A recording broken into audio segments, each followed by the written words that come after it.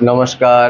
আগামী দিন কুম্ভ রাশির জীবনে রাহু কেতু কি প্রভাব বিস্তার করতে চলেছে, বা কি সমস্যা নিয়ে আসতে চলেছে, বা কি সুযোগ সুবিধা নিয়ে আসতে চলেছে, তা নিয়ে আমরা একটা আলোচনা করে নেব।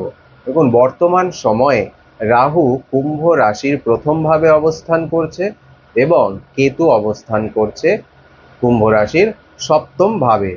ফলে এই প্রথম ভাবে রাহু এবং সপ্তম ভাবে কেতু কুম্ভ রাশির জীবনে কি পরিবর্তন আনতে চলেছে বা কি পরিবর্তন ঘটিয়েছে বা ঘটাবে আগামী দিনে, তা নিয়ে আমরা একটা আলোচনা করে নেব। আমরা কুম্ভ রাশির পেশাগত জীবন, অর্থনৈতিক অবস্থা, পারিবারিক জীবন, স্বাস্থ্য, এই কয়েকটি বিষয় নিয়ে একটি আলোচনা করে নেব। দেখুন, বর্তমানে রাহু আপনাদের প্রথম ভাবে অবস্থান করছে এবং কেতু অবস্থান করছে সপ্তম ভাবে। ফলে এই সময় পেশাগত জীবনে আপনাদের কি ঘটবে সেটা নিয়ে আলোচনা করছি। যেহেতু প্রথম ঘরে আপনাদের রাহু অবস্থান করছে, ফলে আপনার পেশাগত উচ্চাকাঙ্ক্ষাকে বাড়িয়ে তুলতে পারে। আপনি এই সময় যে কোনো বিষয়ে নেতৃত্ব দিতে পারেন, নতুন কোনো বিষয়ে উদ্যোগ নিতে পারেন। আপনার উদ্ভাবনী ধারণা এবং সমস্যা সমাধানের দক্ষতার জন্য আপনি স্বীকৃতি পেতে পারেন। তবে অতিরিক্ত আত্মবিশ্বাস বা অপ্রয়োজনীয় ঝুঁকি নেওয়ার প্রবণতা আপনার কর্মজীবনে সমস্যা নিয়ে আসতে পারে। গুরুত্বপূর্ণ সিদ্ধান্ত নেয়ার সময় সতর্ক থাকুন। কর্মক্ষেত্রে কিছু পরিবর্তন আসতে পারে। মতামতের পার্থক্যের জন্য কিছু সমস্যা দেখা দিতে পারে। অন্যদিকে যেহেতু সপ্তম ভাবে কেতু অবস্থান করছে, ফলে যারা ব্যবসায়ী আছেন বা ব্যবসার সাথে যুক্ত বা অংশীদারিত্ব বা পার্টনারশিপে কোনো ব্যবসা করছেন, তাদের কিন্তু কিছু সমস্যা দেখা দেবে। এই সময় সহকর্মী বা ব্যবসায়িক অংশীদারদের সাথে ভুল বোঝাবুঝি হওয়ার সম্ভাবনা প্রবল। যে কোনো চুক্তি স্বাক্ষর করার আগে অবশ্যই সতর্ক থাকবেন। অর্থাৎ আপনি ব্যবসার ক্ষেত্রে বা কোনো পার্টনারশিপে ব্যবসা করতে চলেছেন, এই সময় কোনো চুক্তিপত্রে আপনি সই করলেন, সেই চুক্তিপত্রে অর্থাৎ এগ্রিমেন্ট পেপারে সই করবার আগে সেই এগ্রিমেন্ট পেপারটি অবশ্যই ভালো করে পড়ে নেবেন, যাচাই করে নেবেন। কোনো অভিজ্ঞ ব্যক্তিকে দিয়ে সেই কাগজটি বা এগ্রিমেন্ট পেপার ভালো করে পড়ে বিচার করে তারপর সই করবেন। না হলে পার্টনারশিপ ব্যবসার ক্ষেত্রে কিন্তু ভুল বোঝাবুঝি বা অন্য রকম কোনো আইনি সমস্যা কিন্তু আসতে পারে। এই দিকটা কিন্তু আপনাদেরকে অবশ্যই খেয়াল রাখতে হবে। যেহেতু প্রথম ভাবে রাহু অবস্থান করছে, ফলে এই সময় আপনাদের ঝুঁকি নেওয়ার প্রবণতা কিন্তু একটু বাড়িয়ে দেবে।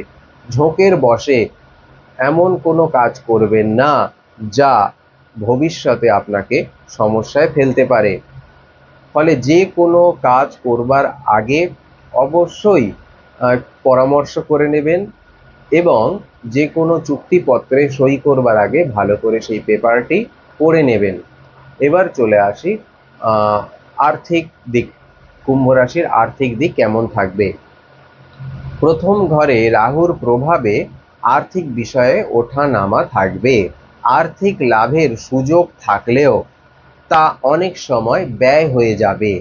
আবেগপ্রবণ ব্যয় বা বিনিয়োগের বিষয়ে সতর্ক থাকুন, কারণ রাহু অনেক সময় বিচার বুদ্ধিকে নষ্ট করে দেয়। রাহু এতটাই মানুষকে মাঝে মধ্যে বিশৃঙ্খল করে তোলে, সেই বিশৃঙ্খলতার জন্য তার জীবনে নানান রকম সমস্যা চলে আসে। অর্থনৈতিক ক্ষতি, পারিবারিক ক্ষতি, নানান দিকে কিন্তু সমস্যা তৈরি হয়ে যেতে পারে। ফলে বিচার বুদ্ধি এই সময় একটুখানি আপনাকে ঠিক রেখেই চলতে হবে। সপ্তম স্থানে কেতুর থাকার ফলে অংশীদারিত্ব সমস্যা, সম্পদ ভাগাভাগি করা বা চুক্তির জন্য কোনো আইনি ঝামেলা আসতে পারে, যার ফলে অপ্রত্যাশিত ব্যয়ও দেখা দেবে। এই সময় আর্থিক ভারসাম্য বজায় রাখা অপরিহার্য হয়ে পড়বে। এই সময় দ্রুত লাভের পিছনে না ছুটে দীর্ঘমেয়াদী সম্পদ তৈরিতে মনোযোগ দিন। পেশাগত জীবন বলবার সময় আমি আপনাদেরকে বলেছিলাম যে এগ্রিমেন্ট পেপারে সই করার আগে সেটি ভালো করে কিন্তু যাচাই করে নেবেন। যদি তা না করেন তাহলে কোনো রকম আইনি ঝামেলায় আপনি ভবিষ্যতে পড়তে পারেন।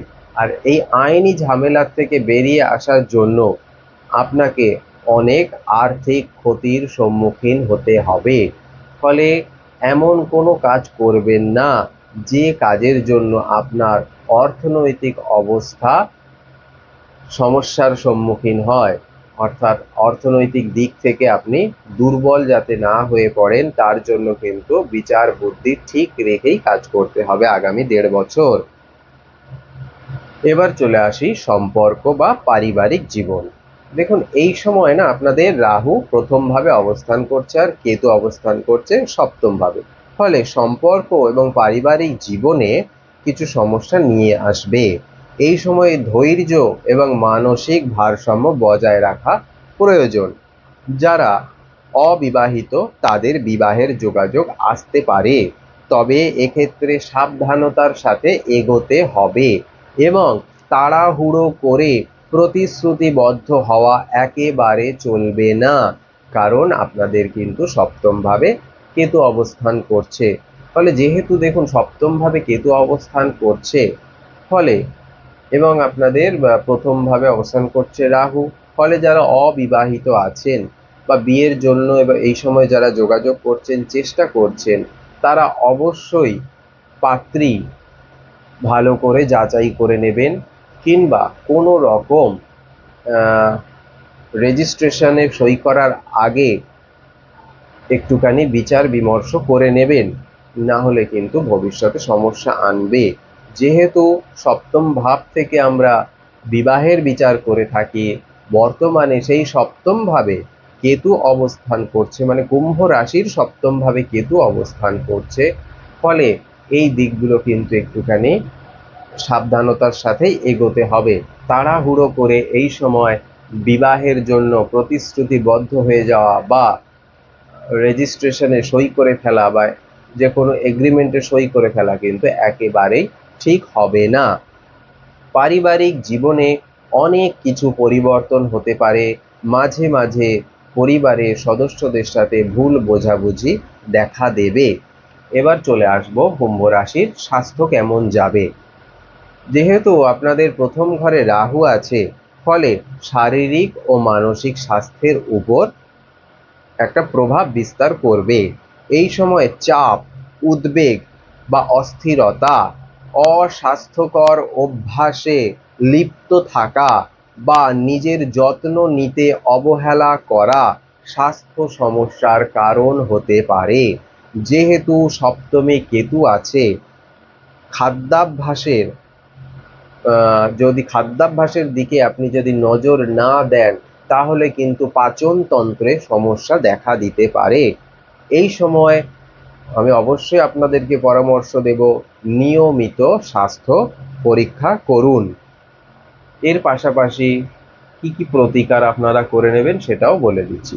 প্রথমেই আমি বলি, প্রত্যেকটা ক্ষেত্রেই আমি বলছি একটা কমন প্রতিকার, সেটা হলো নবগ্রহ যজ্ঞ। যারা পারবেন, যাদের সামর্থ্য আছে, ছোট করেই হোক বা বড় করেই হোক, পারলে বছরে একবার অন্তত নবগ্রহ হোম করিয়ে নেবেন। এতে করে যে শুধু আপনাদের নবগ্রহ শান্তি হবে তা নয়, আপনাদের সাংসারিক ক্ষেত্রেও অনেক বাধা বিপত্তি কেটে যাবে। এটি কমন প্রতিকার, কিন্তু অত্যন্ত শক্তিশালী প্রতিকার। এই 9টি গ্রহের জন্যই আমাদের জীবনে ওঠা নামা, হাসি কান্না অনেক কিছুই ঘটে থাকে বা ঘটে চলেছে। সুতরাং এই নবগ্রহের পুজো করা অবশ্যই আমাদের প্রয়োজন। পারলে নবগ্রহের হোম বা পুজো একটা অবশ্যই করিয়ে নেবেন। এর পাশাপাশি কুম্ভ রাশি অবশ্যই শিব পূজা করবেন এবং পারলে অবশ্যই রুদ্রাভিষেক করবেন। প্রতিদিন হনুমান চালিসা পাঠ করুন, অনেক বাধা বিপত্তি কেটে যাবে। কুম্ভ রাশি নিয়ে এইটুকুই আলোচনা। তবে এটি যে সম্পূর্ণ একটি আলোচনা তা কিন্তু একেবারেই নয়। প্রত্যেকের জন্ম কোষ্ঠী আলাদা, প্রত্যেকের হরোস্কোপ আলাদা, সেখানে দশা অন্তর্দশা আলাদা, নক্ষত্র আলাদা, ফলে সেই সমস্ত দেখতে হবে। তার পাশাপাশি এই গোচর দুটো মিলিয়ে কিন্তু একটি পূর্ণাঙ্গ বিচার। যদি ভিডিওটি ভালো লাগে অবশ্যই চ্যানেলটিকে সাবস্ক্রাইব করবেন, ভিডিওগুলিকে লাইক করবেন এবং শেয়ার করবেন। নমস্কার।